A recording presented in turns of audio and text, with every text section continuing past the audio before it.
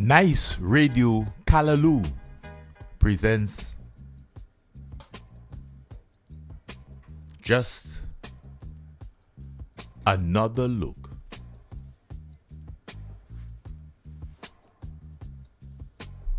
Just Another Look is an innovative, exciting, albeit decidedly provocative and yes, certainly controversial socio-political analysis of issues of a local, regional, and international nature. Just Another Look is heard only on Nice Radio. First aired on Saturdays at 6 p.m. with repeat broadcasts on Sundays at 9 p.m. You can always catch us on the World Wide Web, www.niceradio.info. You can check out our Just Another Look blog, www.justanotherlook.com. And you can always catch us on YouTube. I am, of course, Keith Joseph.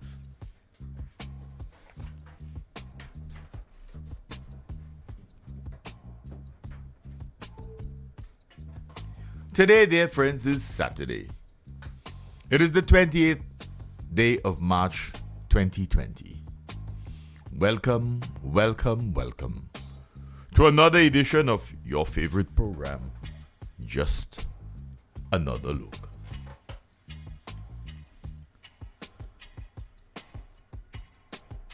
What a boring week we have had. Now concluding today, the 28th day of March. What a boring week. And topping the list of boring activities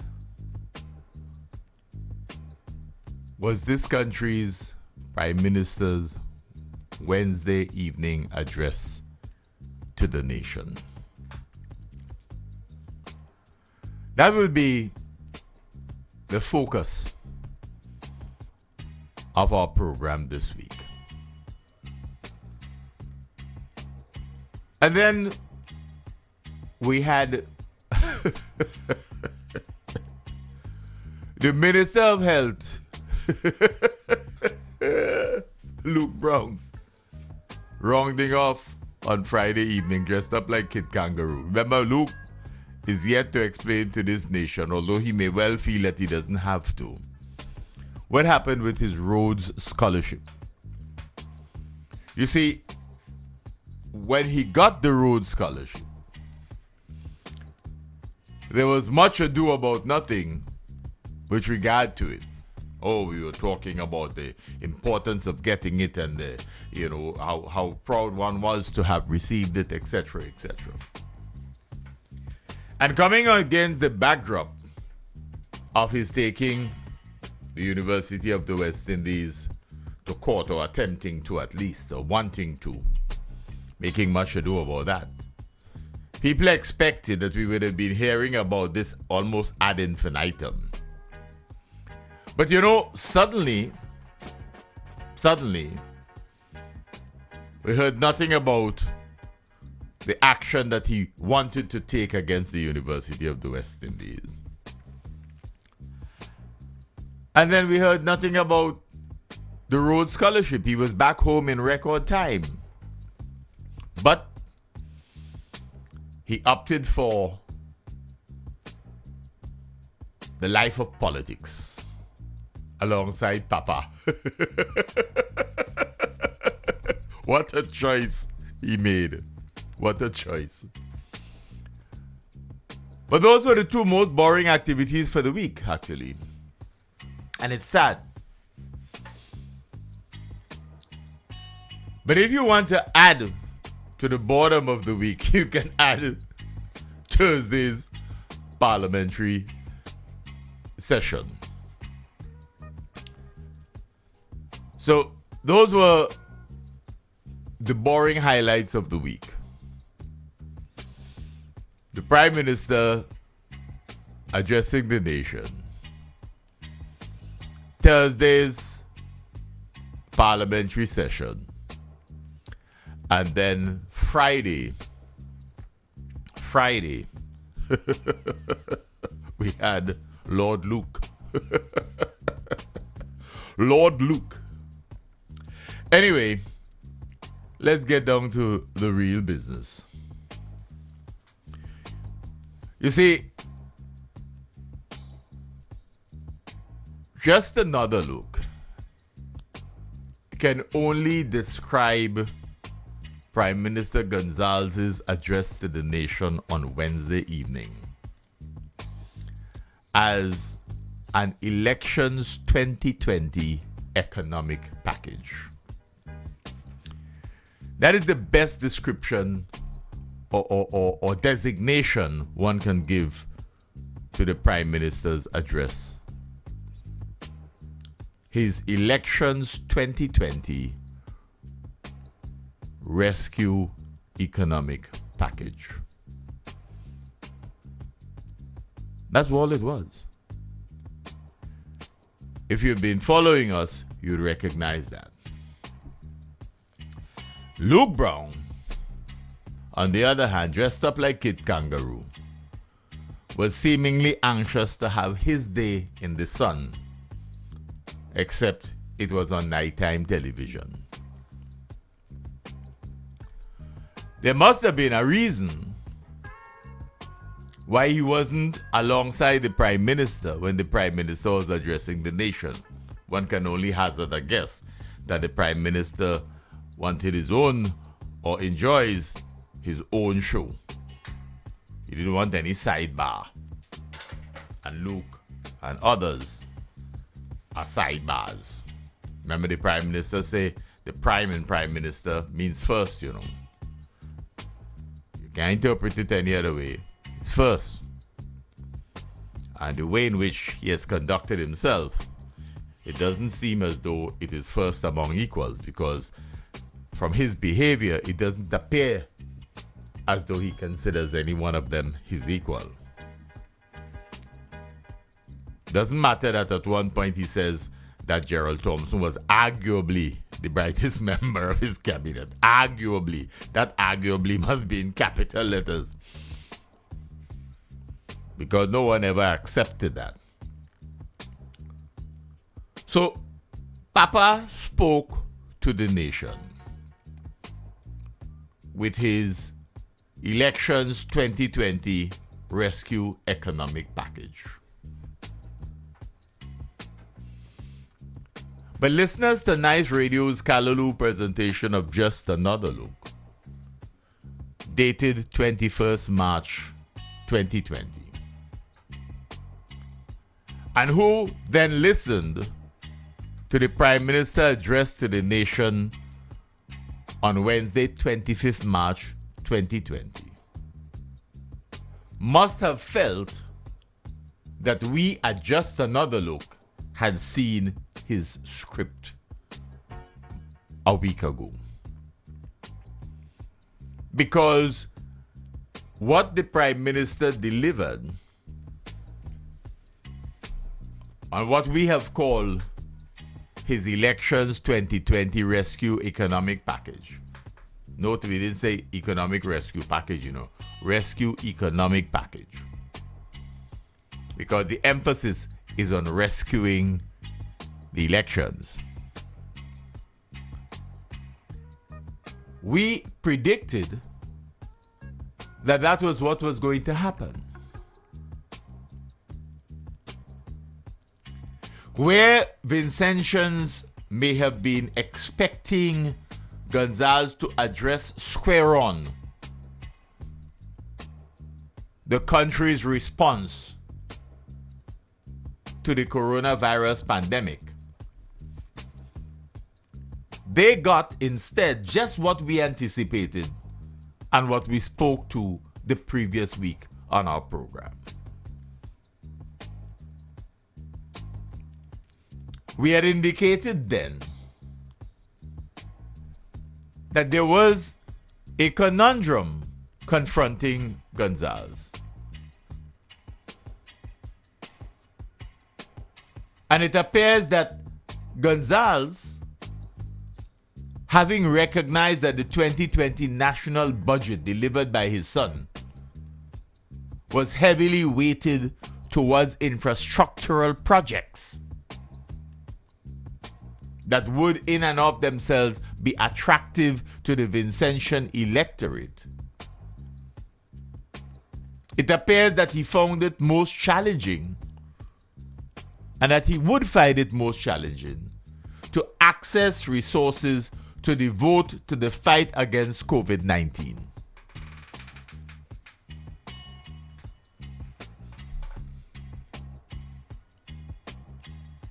So we indicated then that he was going to have a problem. So all the talk mumbo jumbo that you're hearing about, the funds is there. We can access it. We have it.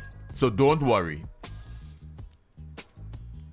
The fact of the matter is that the coronavirus comes at a time when he has committed so much of his resources to what we perceive to be his electioneering. He is attempting to suggest that we are doing more infrastructure projects in 2020 than ever before in the nation's history in a single year. It took 9.5 years to complete an airport, and seemingly patted himself on the back for being the only leader in this country that could have achieved that.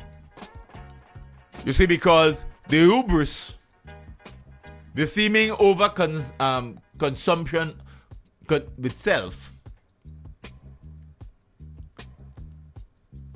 does not apparently allow him to see anybody else as playing a significant role in anything else. That is why sometimes he seeks to go after journalists and talk show hosts and so on, because he never sees himself as making any sort of mistake, and he does not see himself as deserving of anyone's criticism. And we have said time and again that the hubris apparently doesn't allow him to see himself as anything but infallible.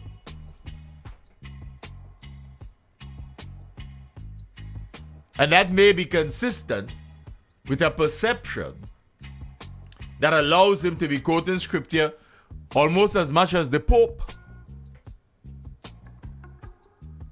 But we are suggesting that appears to us to have more to do with his politicking and his understanding of the role of religion in Caribbean and Vincentian political culture. We make no bones about that. We are clear in our minds that that is what exists. So we said to you last week that we understood there was going to be this problem, because now that the coronavirus has come in, he may have to review some of his infrastructural projects. He may not be able to deliver them, because he may now have to find resources to divert towards other things. So people had this feeling that Gonzalez was going to be making a presentation that was, yes, it was going to be economic in part, but that it would have been primarily about health and wellness. And they got the reverse. And many people are still trying to understand why he did not have a health expert with him. Why he felt that, but people don't understand that is how he has been ever since. Even when he has an expert of any sort with him when he's speaking, the expert really is relegated to second place. Ask Howie Prince when Howie was in charge of Nemo and we had any sort of tropical storm or pending weather or what have you. When they got to the studio, It was as if Howie Prince was the acolyte and Gonzalez was the meteorologist. And he wasn't only meteorologist, he was also the person responsible for disaster preparedness. And therefore he was the expert on that too. So it is interesting because while he criticizes people for appearing to want to seem knowledgeable on just about everything, it is perhaps a concern of his that he may well be seeing himself mirrored in them.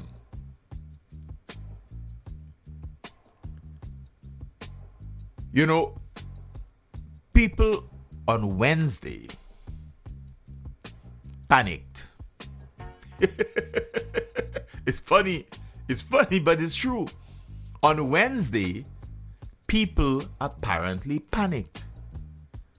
Many were so expectant of a course of action relative to the curtailment of the spread or protection against the spread of COVID-19 in St. Vincent and the Grenadines, that they spend most of Wednesday stocking up.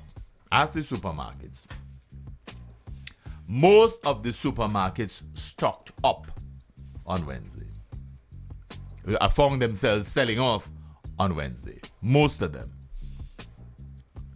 because people were there from early in the morning attempting to get goods because they expected some sort of measure, whether it was the issue of a state of emergency, early lockdown, what have you. That's what they were expecting. That's what they anticipated. They thought that the focus was going to be on health. On health. But it appears instead that our dear friend Papa seemed a bit more concerned, because you remember he's the eternal optimist, that we want to paint and spruce up the place. You know, we have to make sure we smiling, we happy, you know, because he's throwing the business about happiness. You know, he has these ways of putting little phrases together, and he threw happiness inside of there. He wants you to be happy. He wants you to be happy. At a time when you are looking at your television and every major international news station, news network is telling you the big story, the big international concern, the big international crisis is COVID-19. But we believe, apparently, that somehow we are immune to what we are seeing, reading, and hearing.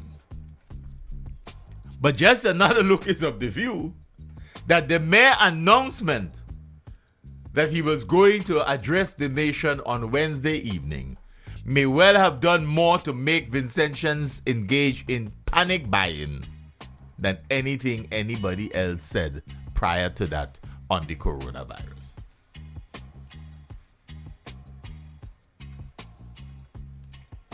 But he's the one who tells us about the laws that we have in place in relation to panic, in relation to anyone being deemed to have given cause for people of this country to panic.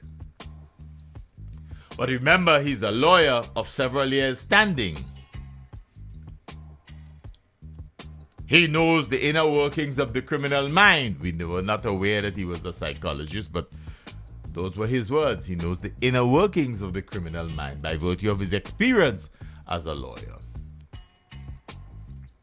But like Pierre, when Pierre was Attorney General, there's always this tendency towards issuing a warning of sorts.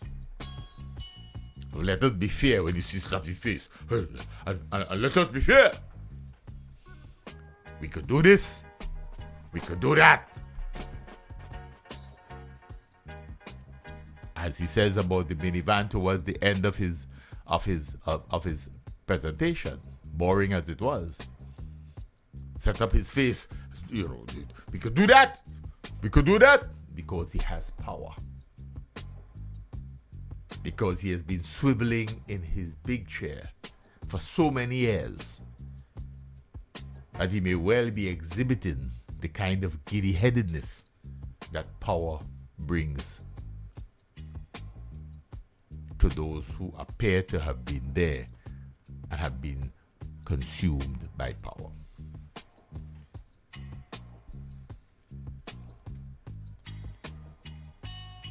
So Gonzalez's very boring address on Wednesday evening seemed to have ignored the possible consequences of COVID-19 reaching and impacting St. Vincent and the Grenadines. And instead, optimistically, or perhaps it is politically opportunistically, looked ahead beyond the pandemic.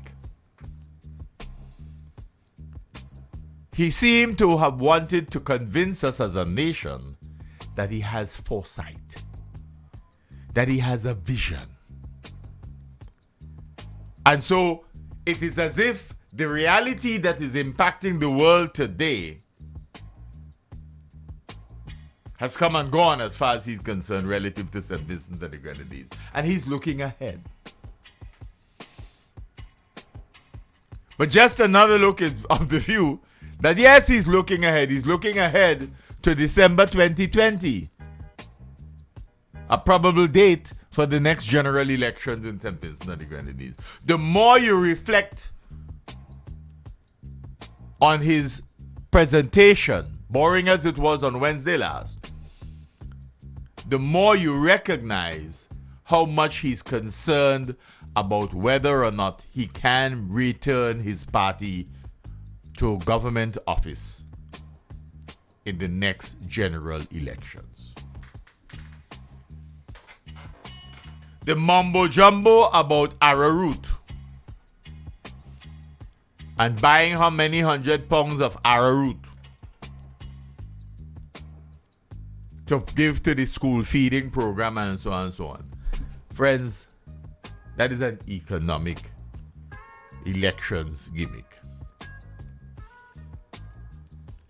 It is a sense to give the arrowroot farmers a feeling that the ULP party government is concerned about them enough to put some cash in their hands.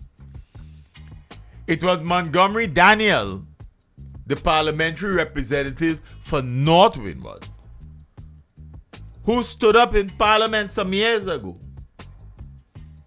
and boasted that his party had done so much for the country and for the people of his constituency that they were too busy clearing barrels to reap the very arrowroot that was supposed to be the agricultural / economic sustenance. He said that in Parliament. He said that in Parliament. He says the reason the arrowroot stayed in the ground, riped and rotted, was because the economy was doing so well under the ULP administration that the people were too busy clearing barrels. Do you understand? You understand what we're saying here?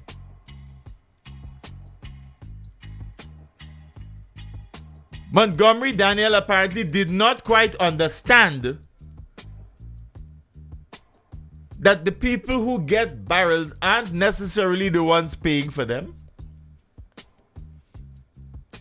The fact that people across the Dry River were too busy clearing barrels had nothing to do with the strength of our economy. It had to do with the strength of the US economy, the Canadian economy, which facilitated friends and relatives abroad being able to fill barrels and ship them to their relatives and friends at home.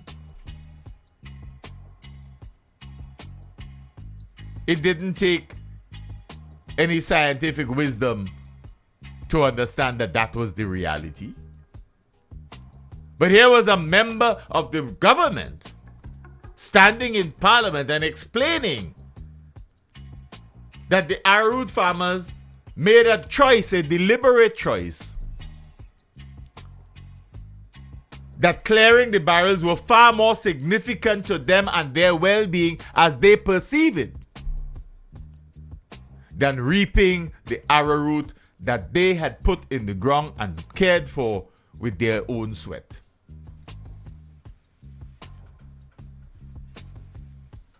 So now the Prime Minister is telling us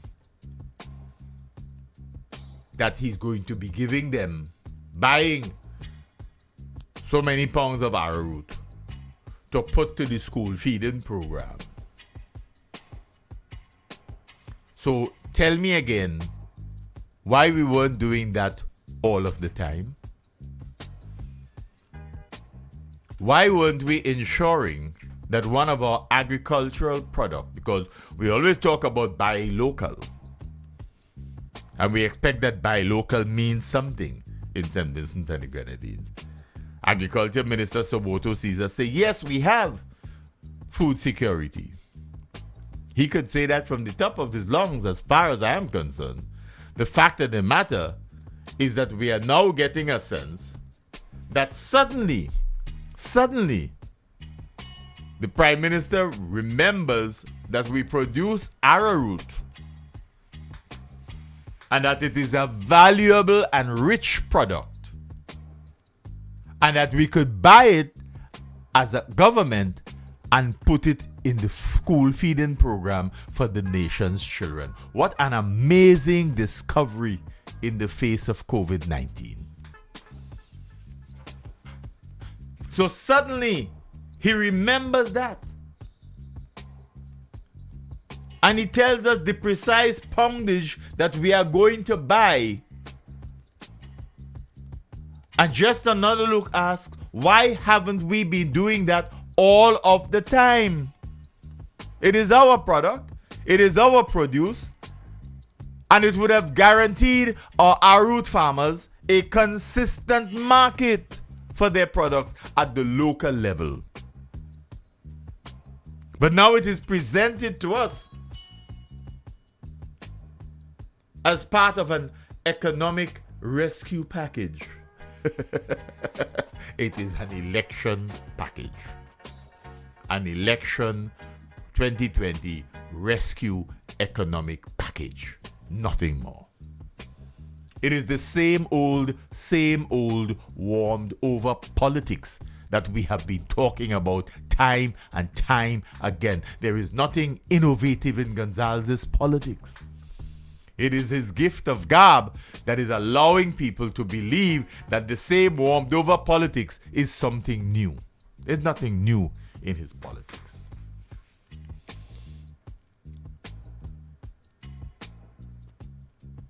So it was a sad sight watching Gonzalez on Wednesday evening, apparently struggling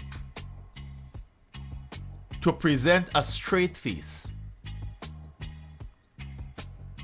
as he presented his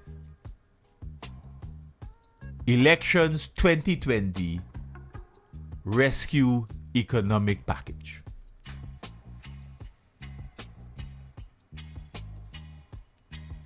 By the way, before we even go further into this economic package, you notice that we have not been hearing anything about the geothermal energy project of late. When it was starting, it was the best thing since sliced bread. But it fast going down the way of the cross-country road. You're not hearing about it at all. According to Keith Douglas, at all. You're not hearing about it. And it was one such a vaunted project. But we will deal with that on another program. We come back to that. Because you see, Papa is usually the bearer of good news as he sees it. Not apologies, good news. So Gonzalez attempted to suggest to the nation that the monies for what we have labeled his elections 2020 rescue economic package is available. It is within easy reach. But to those who have been living and watching the way in which this country has been managed politically and economically, to them, his comments there fell flat.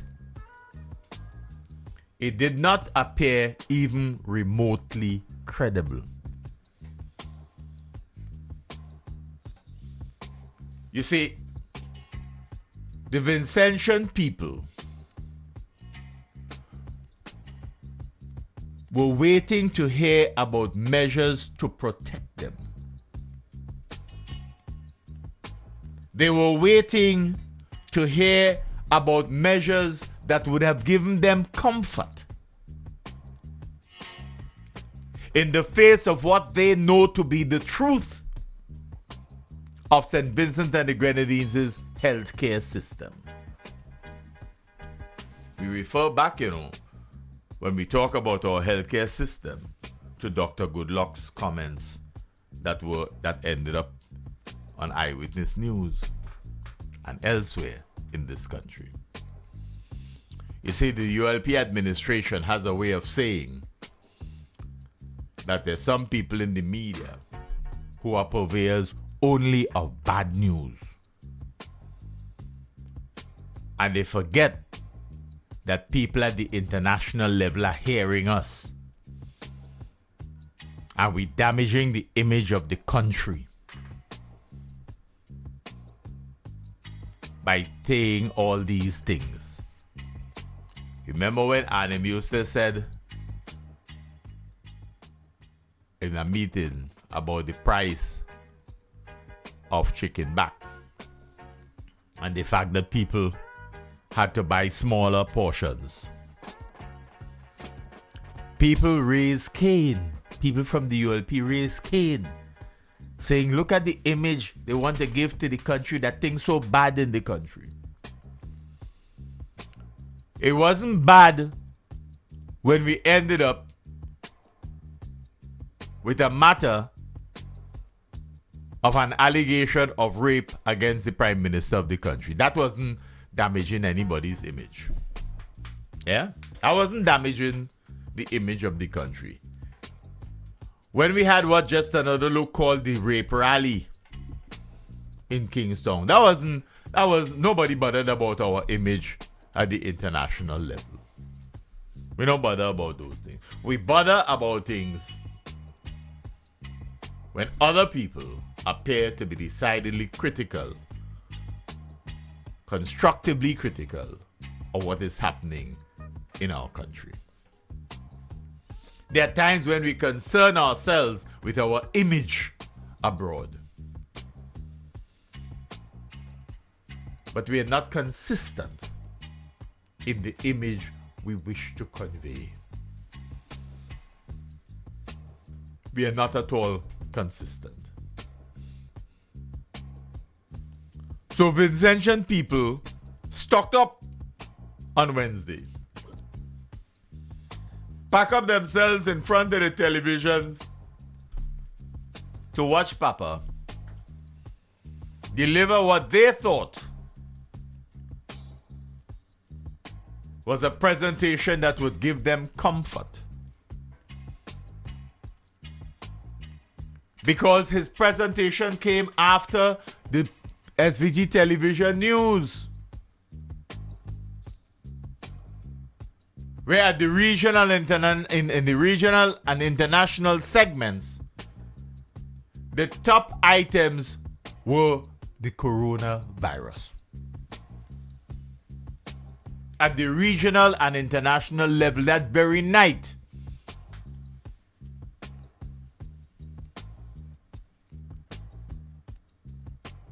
Who would have believed that by Friday evening, yesterday, the US would have had more than 104 cases, 104,000 cases.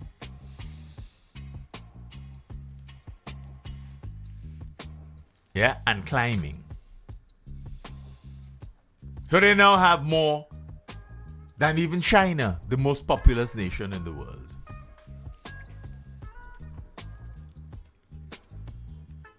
And they are followed by Italy.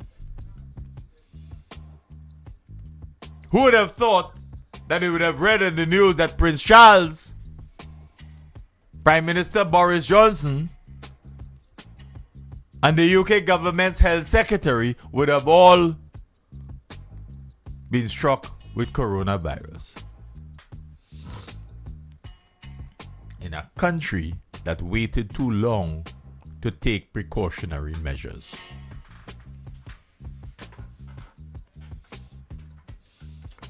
People were waiting to hear about how we were dealing as a precautionary measure with the coronavirus. But we were focused on something different. And just another look is saying the focus was on the elections that are coming up.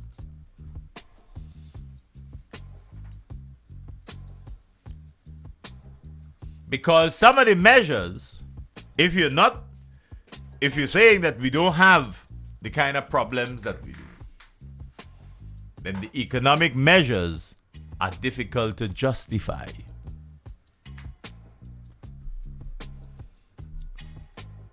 Just as the suggestion that our expenditure is going to be on a fanciful building. We love buildings. So we can't, in the interim, take an existing structure. Government just take whatever building it wants. When they wanted to put the Argyle International Airport, what they did with people's land. And people still saying that they ain't get paid. And people still haggling over the price. This same government has done in the past whatever it deemed necessary relative to getting certain things done. Yet, we have to decide now to build an entirely new building for quarantine. We have existing places, you know. But the dynamics of our electoral politics points us in a particular direction. And one has to apply one's critical thinking skill to see through the clutter and the erudition, albeit vacuous, of Wednesday evening's presentation. Attempting to suggest that yes, we are looking after your well-being, but that is inevitably wrapped up in whether or not you're going to give us the mandate for another term in office. That is essentially the message of last Wednesday's call. That's what it is about. Not a single health expert was brought in on that address to the nation. Not a single health expert. And that is why the discussion on the media for the rest of the week had to do with exactly that, with people's dissatisfaction with the fact that Wednesday evening's address appeared to have been at odds with what the chief medical officer was saying in respect of her emphasis on social distancing on the radio on the Sunday before.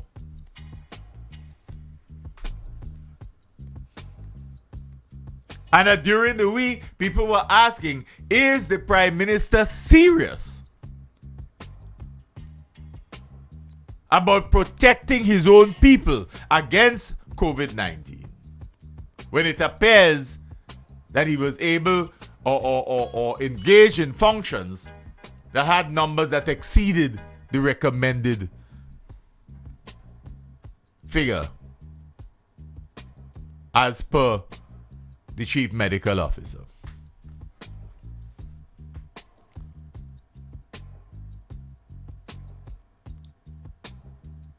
So the Vincentian people were waiting all day Wednesday to hear about measures to protect them. Measures that would give them comfort in the face of what they know to be the truth of our healthcare system. And they got very little of that. The Prime Minister is good at telling us the Milton Cato Memorial Hospital, you may want to criticize it now, but you remember what it was?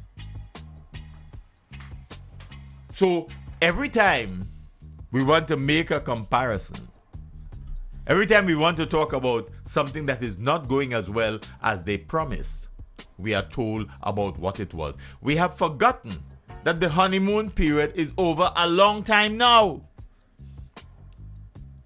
But when you raise criticisms about projects and programs that are ineffective or ill-directed or ill-advised or ill-implemented, they take us back to the 20 years before. When the NDP was in office, this is what they didn't do. We had to contend where you had 20 years. 20 years, and you're giving us the song and a dance. There is no cross-country road, and there will not be one under your government. But you don't talk about that. There is no ecotourism hotel built across the Dry River, but you had talked about that before. Remember, we were supposed to have Liat flying to as far as Miami when you took over the leadership of Liat for the OECS countries. Remember, you talked about how well we were doing, and you're looking at buying new planes, and you would be looking at reaching either Panama or as far as Miami. What? Grandstanding. Top of head discussion, not vision. That is not being visionary. It was being facetious. It was lacking any intellectual or scientific analysis.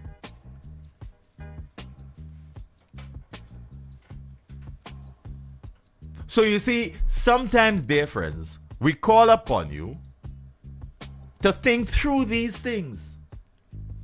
Forget about the way in which it is said in the grandstanding and the flowery language and so on. Look for the substance and analyze that substance. That's all we ask you to do on this program.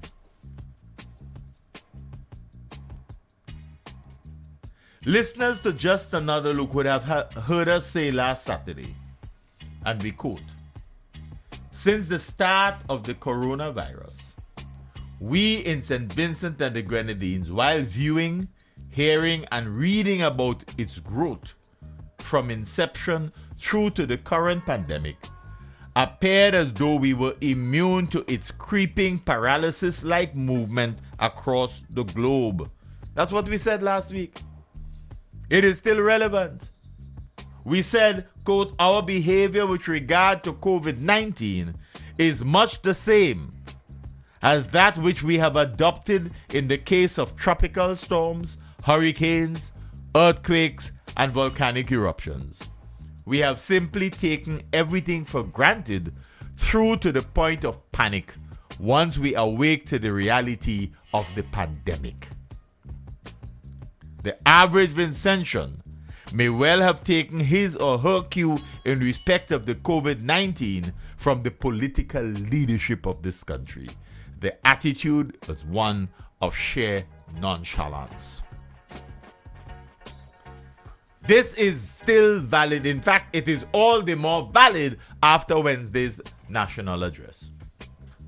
It is all the more relevant after the address. Because the only thing that wasn't in that package on Wednesday night is lumber, galvanized steel, and cement. Perhaps because that would have been too obvious.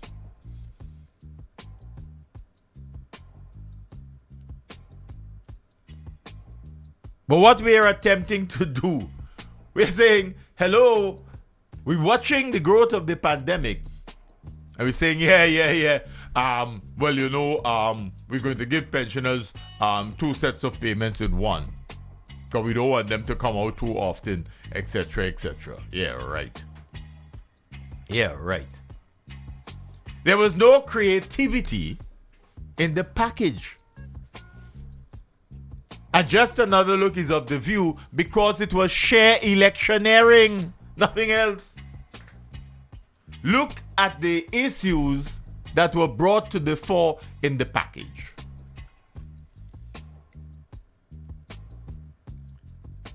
So we are talking about, are we talking about ventilators? Nah. Because one of the minions was able to say, what are you worried about? If you have 6, 7, or 8, or 9, what is your problem?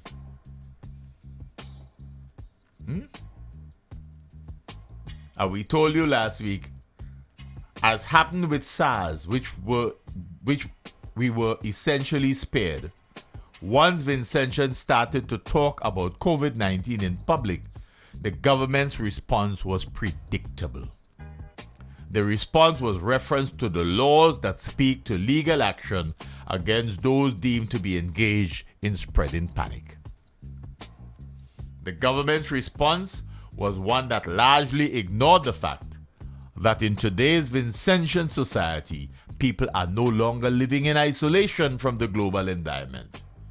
If the people around the world were contracting a virus that led to the deaths of significant proportions of their respective populations, and global medical experts were pronouncing that it was essentially a variant of previous strains of viruses but behaves very differently, then we ought to have expected Vincentians to become decidedly bothered.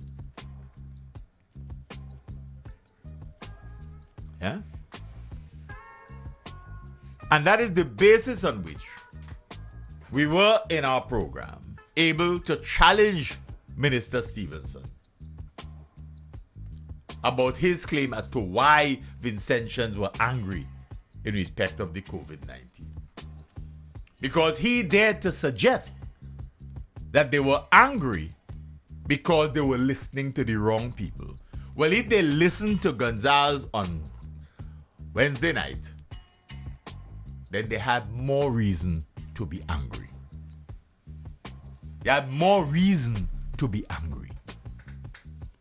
So if Stevenson took the time to listen to Ralph on Wednesday last, he should understand why people are angry. Because people can see through what we have labeled an Elections 2020 rescue economic package. They could recognize that for what it is. If we are honest with ourselves, we would be disposed to understanding why Vincentians have grown scared and angry once they started following what is happening at the international and now regional level with what we are hearing as our response in St. Vincent and the Grenadines. Okay? So, it was, we remind you, on Saturday, March 14th, 2020, while addressing the observance of National Heroes Day, that Gonzalez says he was encouraging intra-regional travel as a means of dampening the impact of COVID-19 on CARICOM countries. So he wants to be a leader of CARICOM, a leader of the Caribbean. And this was his contribution. This is his vision. That in the midst of the COVID-19 pandemic, he was suggesting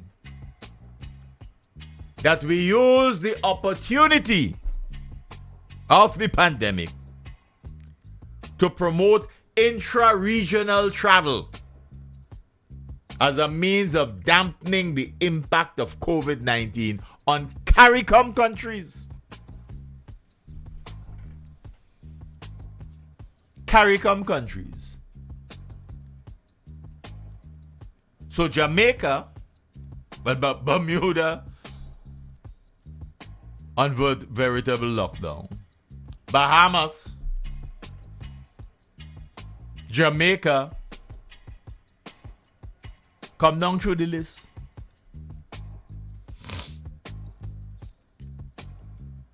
So far, we have one declared confirmed case. But look all around us within CARICOM.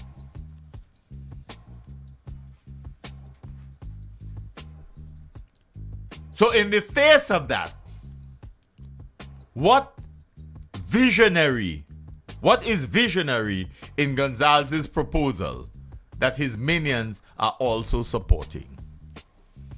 Which one of his CARICOM colleagues has put up his or her hand in support of using this opportunity to promote intra-regional travel? But he's applauded by his minions for his vision. Are we or were we supposed to see his proposal as the first major indication that he may well have been placing his own interests, his own image, his own political ambitions, and then those of his ULP ahead of the well-being of the people of the Caribbean and of St. Vincent and the Grenadines?